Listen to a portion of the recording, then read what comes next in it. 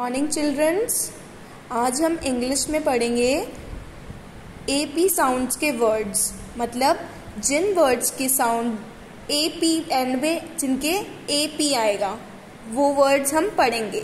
जैसे first word दे रखा है यहाँ पे cap, CAP, cap. So same word हम यहाँ लिखेंगे CAP, कैप। नेक्स्ट वर्ड क्या दे रखा है TAP, टैप।